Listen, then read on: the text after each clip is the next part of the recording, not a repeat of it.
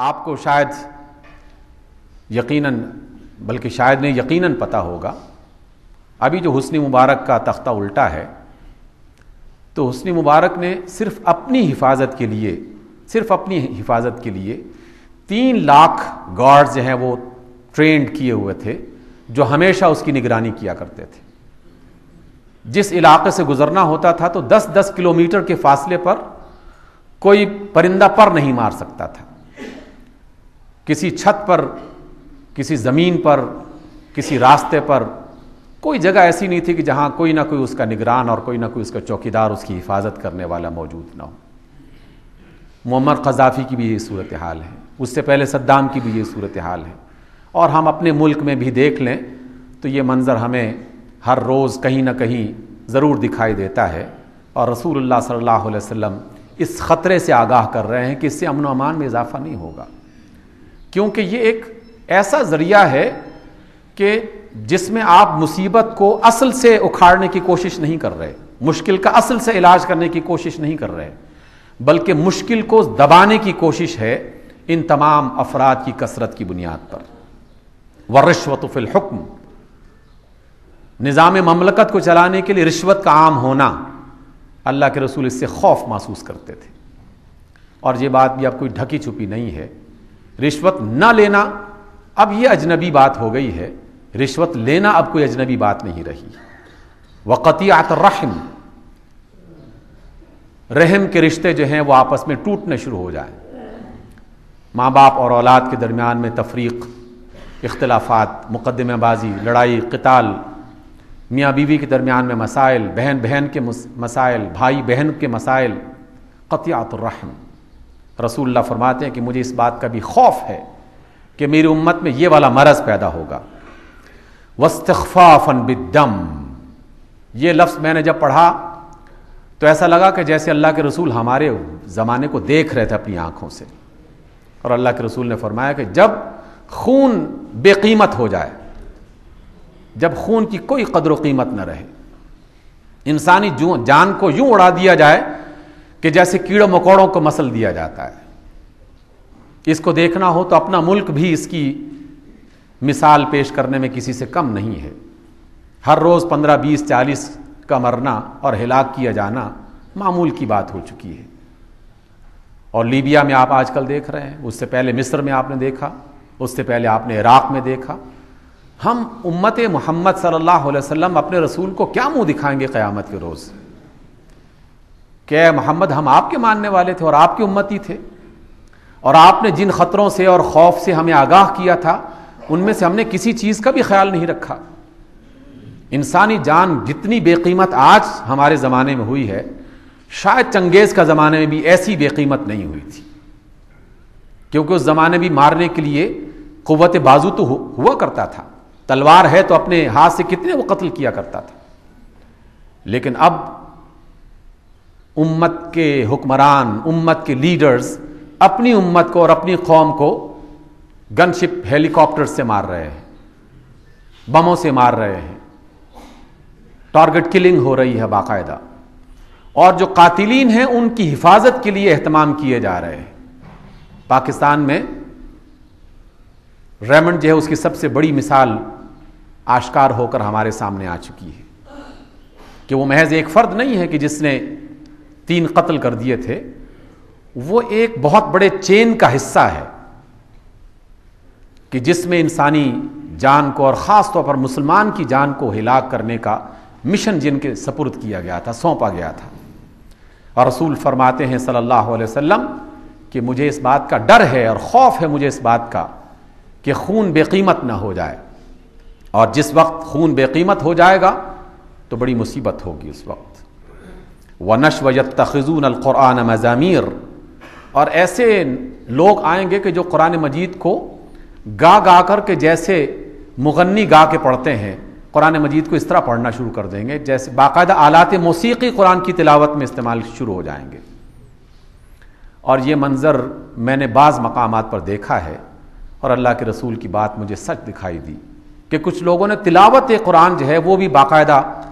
موسیقی کے آلات کی صورت میں اس کو تلاوت کیا، اور کہا کہ کیا واہ واہ، کیا خوبصورت تلاوت ہے۔ یقدمون الرجل لیس بافقہہم ولا بافضلہم یغنیہم غناء، اور قیادت ایسے افراد کے ذمہ آ جائے گی کہ جو نہ ان سے افضل ہے نہ ان سے بہتر ہے، نہ علمی اعتبار سے بہتر ہے، نہ کردار کے اعتبار سے بہتر ہے، نہ تقوی کے اعتبار سے بہتر ہے، اور وہ لوگوں کے سامنے اس طرح اپنی آواز کی مستی چلا کر انہیں مسحور کرنے کی کوشش کرے گا، لیکن حقیقتاً اس کے پیچھے اس کے اندر یہ چیزیں موجود نہیں ہوں گی۔ سامعین محترم، قرآن کی جو آیت میں نے آپ کے سامنے پڑھی اس کا مقصد بھی یہی تھا، کیونکہ ان تمام برائیوں کی بنیاد یہ ہے کہ جب ہم اپنے دل و دماغ میں اس دنیا کی نعمتوں کو سجا لیں اور اس قدر سجا لیں کہ وہی ہمارا خدا بن جائے، وہی ہماری منزل اور ہدف بن جائے، پیسہ کمانا، مال میں اضافہ کرنا، اقتدار کو حاصل کرنا، قیادت کے لیے آگے بڑھنا اور منصب کو حاصل کرنے کے لیے تمام تر ہتھ کنڈے استعمال کرنا، جب یہ منزل اور مقصد بن جائے تو پھر وہ تمام خرابیاں جس کی طرف رسول اللہ صلی اللہ علیہ وسلم نے اشارہ فرمایا ہے وہ خود بخود اس کا حصہ بننا شروع ہو جاتا ہے، اس لیے کہ مال و متاع کے ذریعے سے وہ پھر لوگوں کی قیادت کے لیے اپنے آپ کو پیش کرتے ہیں،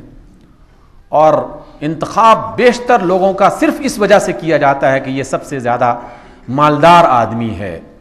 اور جو خود غریب آدمی ہے اس نے ہمارے مسائل کیا حل کرنے ہیں۔ مالدار آدمی ہے، 1 ارب کمائے گا تو 2-4 کروڑ ہم پر بھی لگا دے گا، لیکن جو خود بیچارہ مفلس ہے اس نے ہمارے مسائل کیا حل کرنے ہیں۔ ہمارے ذہنوں میں بھی یہی بات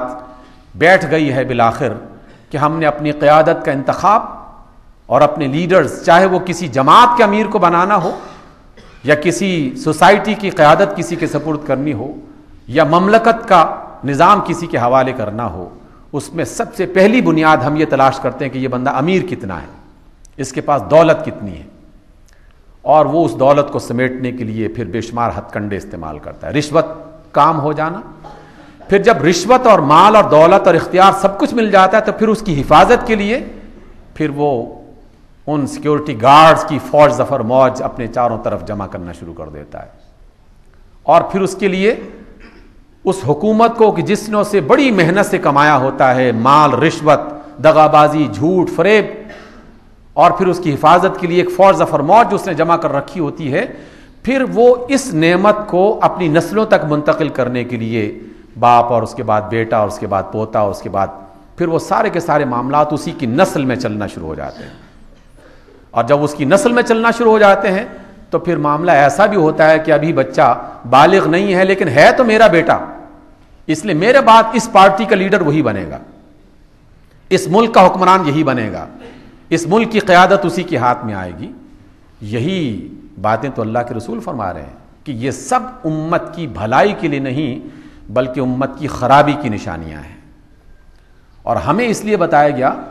کہ اگر تم اس طرح کی خرابیوں کی نشاندہی تمہیں ہو جائے، دیکھنے لوگوں کے اس طرح کی خرابیاں نمودار ہو رہی ہیں، تو پھر آنکھیں بند کر کے خاموشی اختیار مت کرو اور اپنے آپ کو بالکل اس معاملے سے الگ سمجھ کر یہ نہ سمجھو کہ ہمارا اس سے کوئی تعلق نہیں ہے اور ہم سے کچھ پوچھا نہیں جائے گا۔ محمد عربی صلی اللہ علیہ وسلم جن کے ہم امتی ہیں اور جنہوں نے ہمیں خطرات سے آگاہ کر دیا تھا،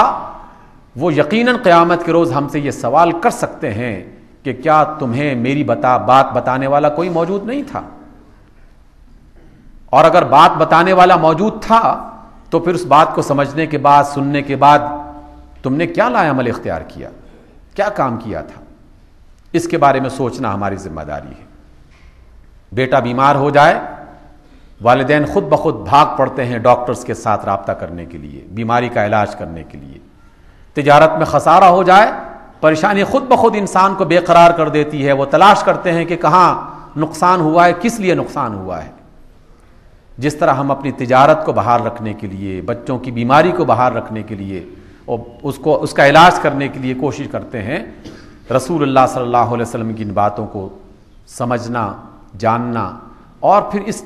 اس کے حوالے سے کوئی نہ کوئی لائے عمل سوچنا، کوئی نہ کوئی کردار سوچنا کہ ہم کہاں کھڑے ہیں، کس مقام پہ کھڑے ہیں اور ہمیں کیا کرنا چاہیے۔ ضرور اس کے بارے میں سر جوڑ کے سوچئے، اپنے دوستوں سے مشورہ کیجئے، اپنے بھائیوں سے اس بات کو شیئر کیجئے، اپنے مجالس میں، اپنے دفاتر میں، اپنے گھروں میں اس گفتگو کو عام کیجئے کہ اللہ کے رسول نے ان خطرات سے آگاہ کیا تھا، ہم ان سے بچنے کے لیے کیا کر سکتے ہیں۔ اگر کچھ کر لیا تو قیامت کے روز اللہ تعالیٰ کے رسول کی شفاعت مل جائے گی،